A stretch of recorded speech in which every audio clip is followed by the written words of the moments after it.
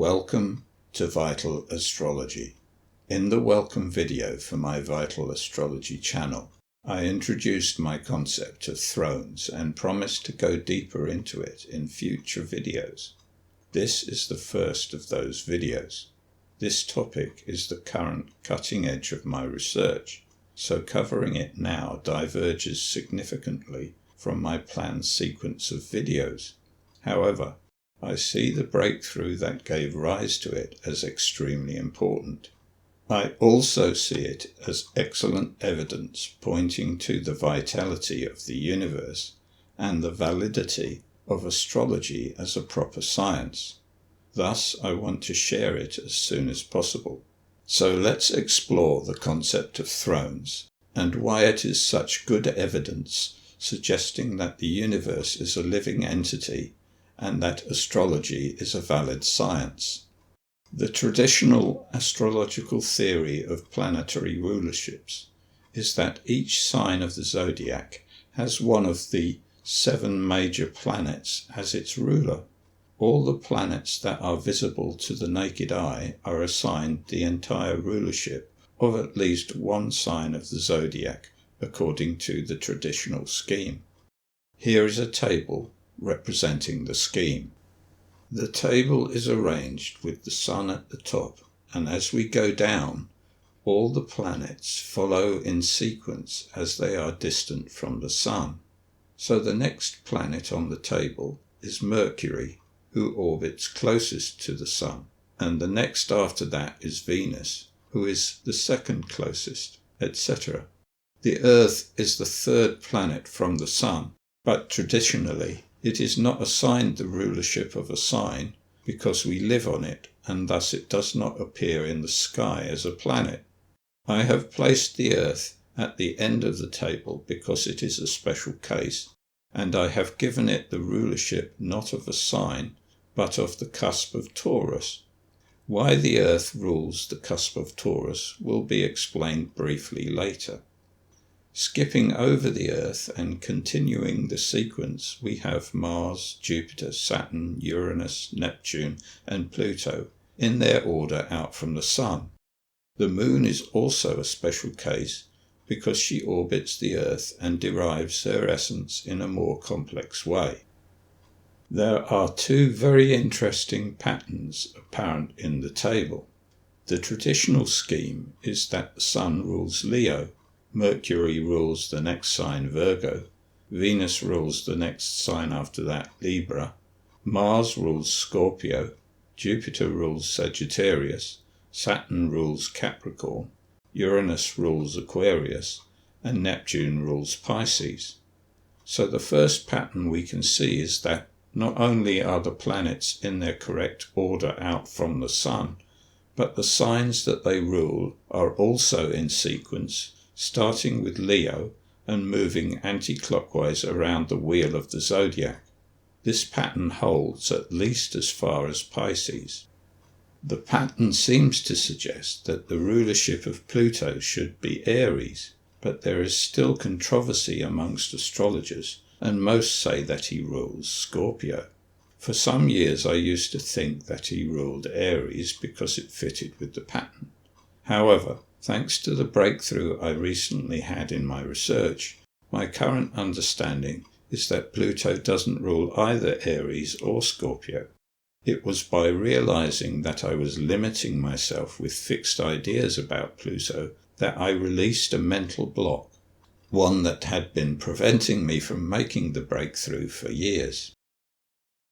So the table reveals a pattern suggesting that a planet's position out from the Sun correlates with the position of the sign it rules in the zodiac, with Leo, not Aries, being the first sign. This pattern interested me a lot.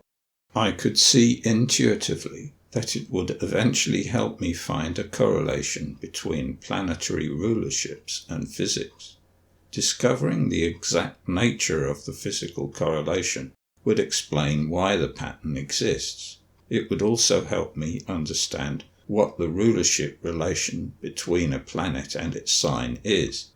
In that regard, there is another pattern evident in the table which also provides a powerful clue.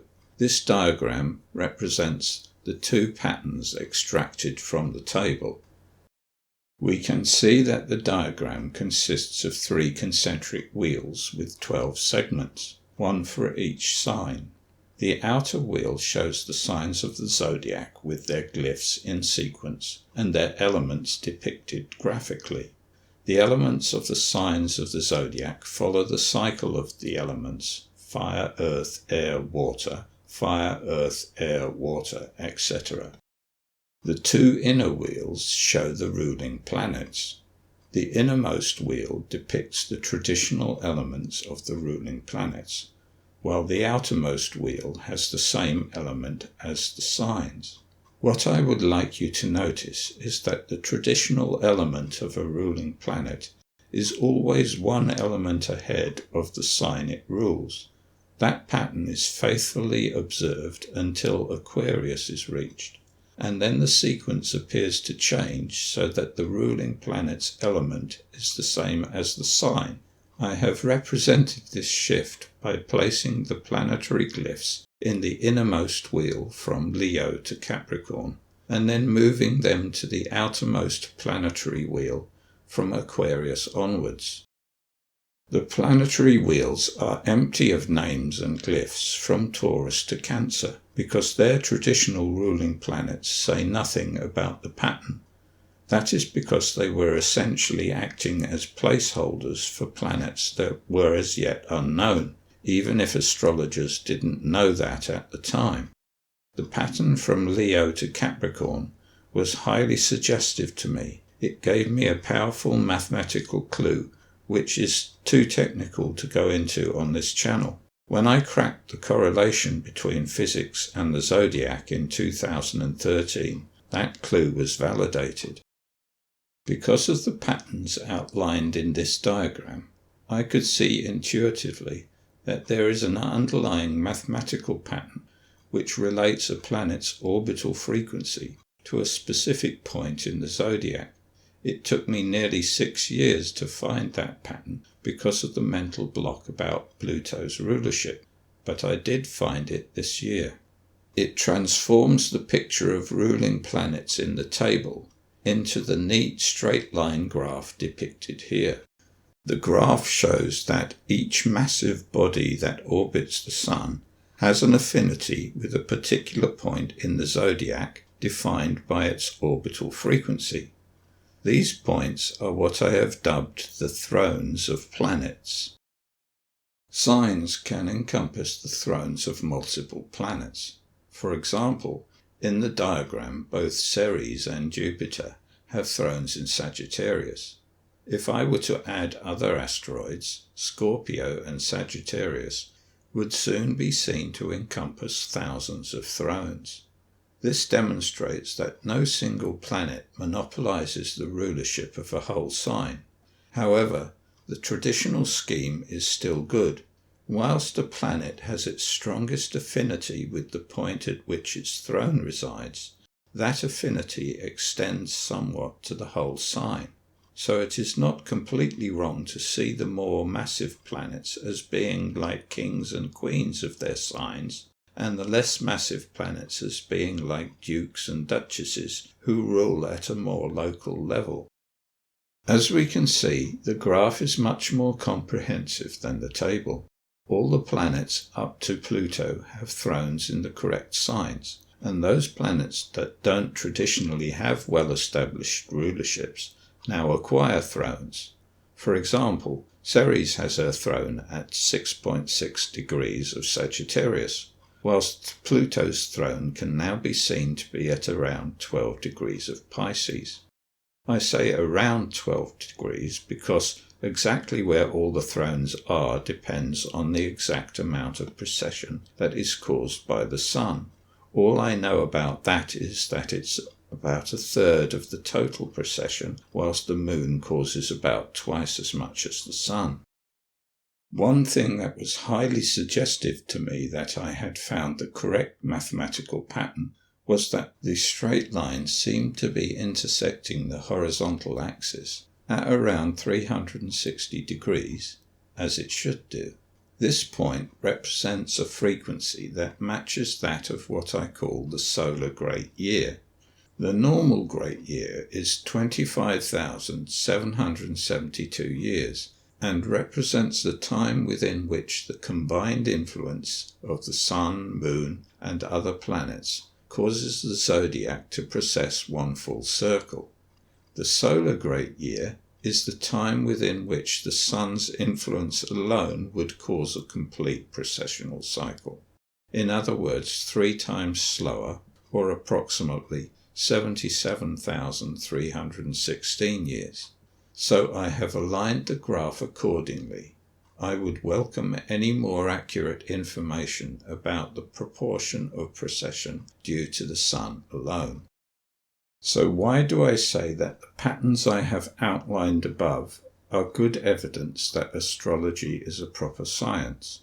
The reason is that for all the planets visible to the naked eye, the pattern of planetary rulerships outlined in the table goes back at least to Ptolemy, who lived in the 2nd century AD.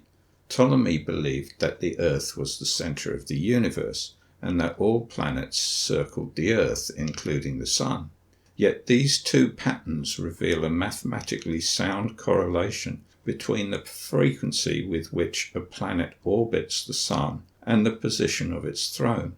It is a pattern which fits every one of the planets, including Uranus and Neptune, which Ptolemy knew nothing about. In addition, the apparent shift in the element of ruling planets at the cusp of Aquarius is explained by the fact that the maths shows that planets have 2 elemental components. One planetary element is the same as that of the sign, and the other is one element ahead in the cycle. The planets always have this double elemental nature. It is just that a shift of focus happens at the cusp of Aquarius. There is one final point I want to make. In the table, I assigned the Sun an Earth element. Many might have a valid argument with that and want to insist that it is a fire planet. The gravitational center of the solar system does have a fire essence, a double one in fact. It is so close to the Sun that they are effectively inseparable. So the Sun appears to be a fire planet, but its essence is made very complex by virtue of it being by far the most massive body in the solar system. Thus it doesn't have a normal orbit and wobbles at multiple frequencies according to the pull of every other planet. The effect of that is far too complex to unpack here. In the table, I have given the Sun an Earth essence because that is the essence that a normal-sized planet would acquire if it orbited the Sun at the distance the Sun is from the solar center. Also, for us, the overwhelmingly predominant frequency of the Sun's wobble is the orbital frequency of the Earth. This is not actually the Sun's essence, but it is a reflection of the Earth's. Normally, that would give a planet a throne on the cusp of Scorpio and a predominantly water essence. But since the Earth beneath our feet is always effectively in the opposite sign to the one the Sun is currently in, that gives the Earth a throne at the cusp of the opposite sign to Scorpio, Taurus, and a predominantly Earth essence. So either way, the actual physical mass of the Sun has a very fiery Earth essence. That is all for now. Thank you for your attention.